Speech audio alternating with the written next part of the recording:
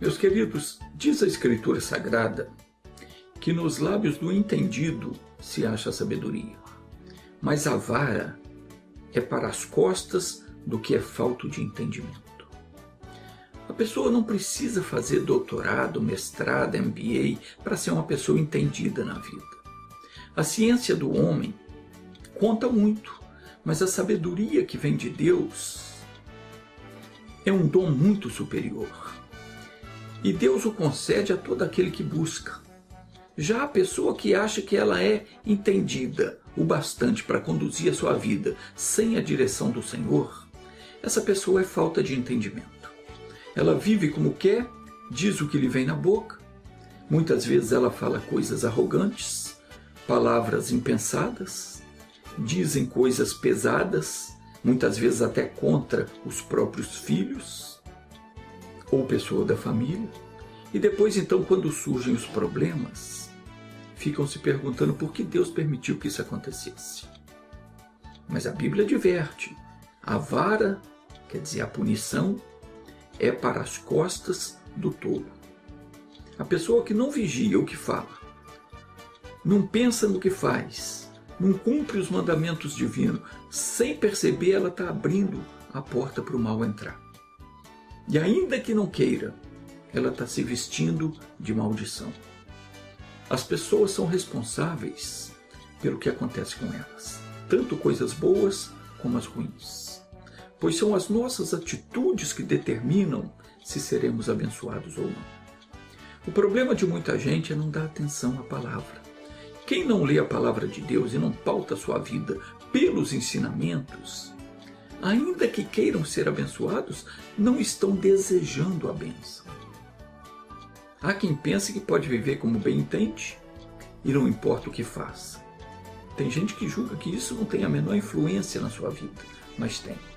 No Salmo 109, versículo 17 e 18, diz assim: visto que amou a maldição, ela lhe sobrevenha, pois que não desejou a bênção, ela se afaste dele. Assim como se vestiu de maldição, como de uma veste, assim penetre ela nas suas entranhas, como água, e em seus ossos, como azeite. O desejo de Satanás é que não busquemos ao Senhor, porque desse modo ele nos terá nas suas mãos. Para nos conquistar, ele é capaz de fazer o que for preciso. E ele consegue até mesmo fazer com que algumas pessoas amem a maldição. Quando é que alguém ama a maldição? Quando ela prefere acreditar no que está diante dos olhos, ao crer e obedecer o que Deus diz. Muitas pessoas se deixam possuir pelas mentiras do inimigo. E com o passar do tempo elas aceitam a doença ou qualquer outro infortúnio, achando que é algo normal na vida. Muitos até chegam a blasfemar, dizendo que o sofrimento é provação de Deus. E eles aceitam pacientemente. Sem saber, essas pessoas estão amando a maldição. Elas estão aceitando isso na vida delas. E por isso, elas se mantêm ali, daquele jeito. Só tem uma forma da pessoa se livrar disso tudo. E o segredo é examinar as Escrituras, para aprender como é que se faz. Tanto as coisas espirituais como as coisas naturais, as coisas físicas, são criadas e tragas à existência pela palavra. O mundo e tudo que nele há foi criado pela palavra. Disse Deus: haja luz e houve luz. Jesus afirmou categoricamente que qualquer que disser, tudo o que disser lhe será feito. As palavras que nós dizemos é que criam a atmosfera ao nosso redor. Por exemplo, quando você frita um peixe, uma linguiça, uma cebola ou algum alimento que possua um odor forte, qualquer pessoa que chegar ali vai perceber aquele cheiro no ar. Assim também é quando nós entramos em algum lugar onde palavras duras são ditas com frequência. A gente percebe um ambiente pesado. Filhos criados em uma atmosfera pouco amistosa, onde palavras rixentas são constantemente, onde a raiva e o ódio ocupam o lugar do amor e do carinho, essas crianças ficam mentalmente deformadas. Fracassam na vida porque as palavras certas não lhe foram ditas na hora certa. Ao passo que as crianças que são criadas em um lar de amor, onde se prega e se pratica a palavra de Deus, elas crescem fortes e se realizam na vida. Aprenda isso. Com as suas palavras você pode construir um ambiente de amor e de realizações. Ou pode destruir tudo. Provérbios 14, versículo 1 diz que toda mulher sábia edifica a sua casa. A insensata, porém, ela derruba com as próprias mãos. As suas atitudes contam, as suas palavras contam. O que você declara a seu respeito é o que você será. As religiões de porta larga, aquelas onde tudo é permitido, têm atraído as pessoas para o reino das trevas. Os espíritos malignos se comportam como mestres de cerimônias, enganando os fracos de coração, levando a pessoa a preferir as coisas da carne, a facilidade do mundo para conseguir os seus objetivos, custe o que custar. Essas pobres vidas não notam que tudo isso é ilusão e um dia terão que comparecer diante do trono do juízo eterno, e a pessoa que rejeitar a palavra de Deus vai sofrer o mais rigoroso juízo. É isso que Jesus disse. Quando ele enviou os discípulos a pregar de casa em casa, ele falou: se em algum lugar não vos receberem, nem vos quiserem ouvir, saindo dali, sacudi o pó que estiver debaixo dos vossos pés, em testemunho contra eles. Em verdade eu vos digo que haverá menos rigor para Sodoma e Gomorra do que para os daquela cidade. O simples fato da pessoa fechar os ouvidos para não ouvir a palavra de Deus já faz com que o Espírito do Senhor se afaste dela. Essa pessoa está se vestindo de maldição. E essa maldição penetra nela como água e nos seus ossos como azeite. É uma coisa que gruda, não sai facilmente. Fica entranhado na pessoa. Tem pessoa que tem a maldição entranhada nela. Tudo que ela pensa em fazer não vai para frente. Tudo que ela planeja dá errado. Por quê? Porque amou a maldição e não desejou a bênção. Ela não desejou a bênção. Deus enviou a palavra, enviou a bênção, ela não quis ouvir. Tem pessoas que estão sempre falando palavras erradas. Quando você fala coisas erradas acontecem. Tem gente que está sempre falando a respeito das suas lutas, dos seus problemas, sem perceber que com isso estão dando louvores ao demônio causador daquele mal. Quando você confessa a sua derrota, o fracasso, em qualquer setor da sua vida, você está exaltando o demônio que criou aquela situação. Quando você reclama da sua situação, você está louvando a ele. O mesmo você faz quando você alimenta uma raiva contra alguém, quem quer que seja, julgando que essa pessoa é responsável pelo seu sofrimento. Ninguém é responsável pelo sofrimento de ninguém. Você é responsável pela situação que você vive, porque um dia você vacilou, deu bobeira, abriu a porta, o diabo entrou e fez a desgraça. Coisas desse tipo dão Satanás o domínio sobre a vida da pessoa. Mas quando você tem a palavra de Deus no seu coração, e quando você pronuncia a palavra de Deus, confessa o que Deus diz a respeito dos seus problemas, contrariando as aparências, contrariando os sintomas, confessando fé nas promessas de Deus, ao invés de falar daquilo que você sente ou do que você vê, então as ameaças desaparecem. Um pregador americano chamado Kennedy Hagin, ele conta num dos seus livros que ele passou 1 ano e 4 meses acamado, com paralisia, problema no coração, ele tinha um coração deformado, tinha uma doença incurável no sangue, ele estava desenganado por 5 médicos. Depois de ler Marcos 11, 23 e 24, diz ele que ele falou assim: creio que recebo a cura para o coração deformado, creio que recebo a cura da doença incurável no sangue, creio que recebo a cura da paralisia, Creio que receba a cura desde o alto da cabeça até a planta dos pés. E segundo ele, na mesma hora ele já pôde estar em pé ao lado da cama e estava curado. Provérbios 12, versículo 18 diz que a língua dos sábios é saúde. Provérbios 21, 23 diz que o que guarda a sua boca e a sua língua, guarda da angústia a sua alma. Então vigie o que você anda falando. Você que vive xingando, dizendo coisas que não convêm, pare com isso. Fique atento às investidas do maligno e recuse aceitar tudo quanto as Escrituras não declaram que vem de Deus.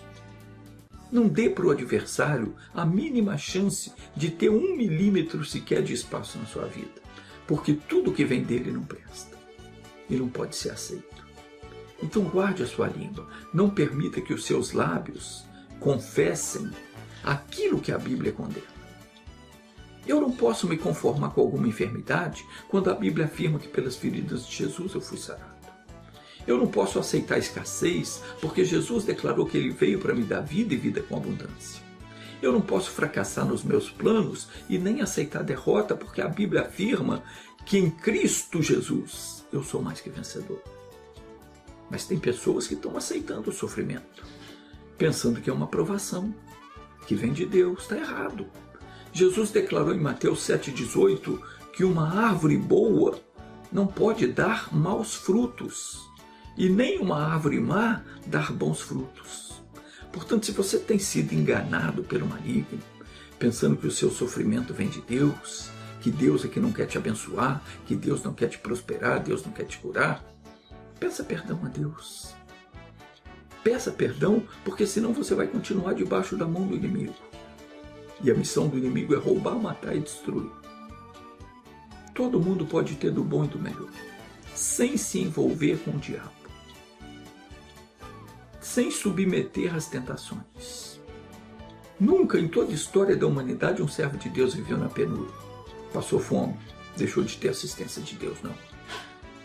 Davi diz no Salmo 37, versículo 25, fui moço e agora sou velho, mas nunca vi um justo desamparado e nem a sua descendência a mendigar o pão. Ora, o que o Senhor fez naqueles dias era símbolo do que Ele quer realizar hoje com quem dá ouvidos aos seus ensinamentos. Mas entenda uma coisa, o Senhor é Pai de quem é filho. Deus é Pai de quem é filho. Se engana profundamente quem pensa que todos são filhos de Deus, não são. A Escritura Sagrada ela registra como filho de Deus aquele que recebeu Jesus como Senhor da sua vida. Antes da pessoa decidir pela obediência da palavra, ela é apenas uma criatura de Deus, que nasceu sob o domínio do pecado e está sujeita a ele. A pessoa só recebe a adoção de filhos depois de se converter e ser batizado. E mesmo assim, após isso, a pessoa tem que permanecer firme na aliança com Deus e não se deixar levar pela conversa do diabo.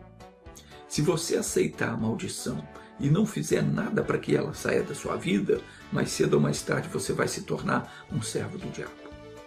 E ele vai completar a obra de destruição na sua vida. Em Joel capítulo 3, versículo 10 diz, diga ao fraco, sou forte. Seja forte, seja santo, destemido em reivindicar os seus direitos à vida. Jesus veio trazer vida abundante. Você tem que lutar por isso. Abra os seus olhos, porque você vai se tornar aquilo que você crê. Jabes foi um exemplo de alguém bem-sucedido. Antes de invocar a Deus, ele era um pobre coitado. O seu nome, Jabes, significa nascido com dores. Ninguém dava nada por ele. Jabes era alguém destinado a uma vida insignificante. Pobre de sonho, pobre de projeto. Ele conheceu o sofrimento desde que nasceu. Tudo na vida era desfavorável a ele. Nem sequer o pai dele foi mencionado num livro que fala sobre genealogia. E isso é desonroso para os judeus. Mesmo assim, a Bíblia declara que Jabes foi o mais ilustre entre os seus irmãos. Por quê? Qual era o segredo de Jabes? O seu segredo era o seu relacionamento com Deus. Veja o que está escrito a respeito deste cidadão. Diz assim: e foi Jabes mais ilustre que os seus irmãos. E a sua mãe deu-lhe o nome de Jabes, porquanto dizia, com dores o dei à luz. Agora que eu quero que você preste atenção no versículo 10, diz por que Jabes foi o mais ilustre dentre os seus irmãos. Diz assim: porque Jabes invocou o Deus de Israel, dizendo: se me abençoares muitíssimo, e meus termos ampliares, e a tua mão for comigo, e fizeres que do mal eu não seja afligido. E Deus lhe concedeu o que ele tinha pedido. Então veja que apesar das condições físicas debilitantes, apesar da situação, Jabes entendeu que era possível ele mudar a própria história e ser completamente abençoado. Isso nos dá uma lição muito grande, que se nós buscarmos a Deus e firmarmos uma aliança com Ele, nós mudaremos as nossas condições. Não basta a pessoa dizer que crê em Deus. É preciso desejar a bênção. Eu e você precisamos nos ocupar com as promessas de Deus e orar determinando para que elas se cumpram na nossa vida.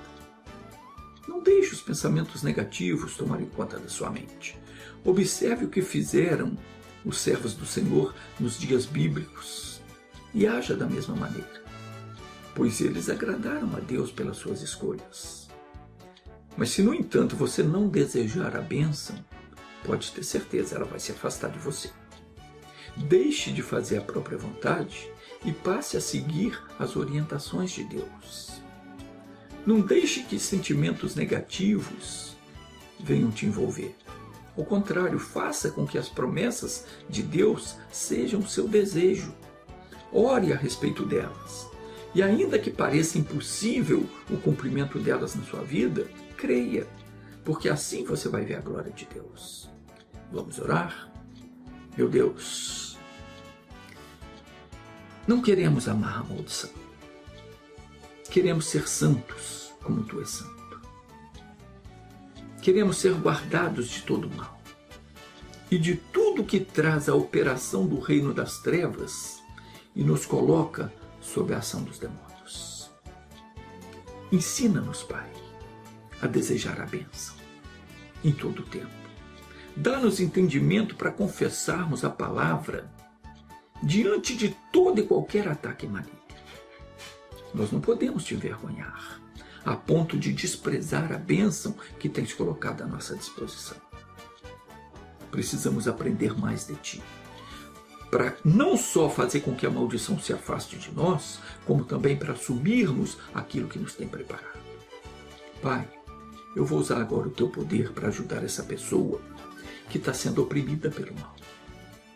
Essa pessoa que constantemente sente um peso na cabeça, uma bambeza nas pernas, uma tontura, um desequilíbrio, ou qualquer outro mal que ela está sentindo. Em nome de Jesus eu amarro esse espírito de enfermidade, eu mando que ele saia para nunca mais voltar.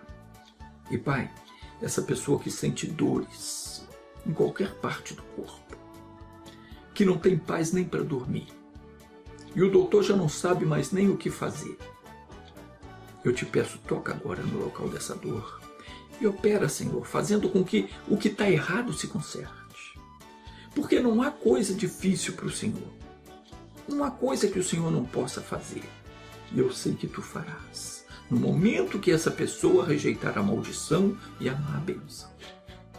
Eu me coloco agora contra esse mal que aflige essa pessoa e digo ao demônio, pega o teu mal e sai em nome de Jesus. Obrigado, Senhor. Amém.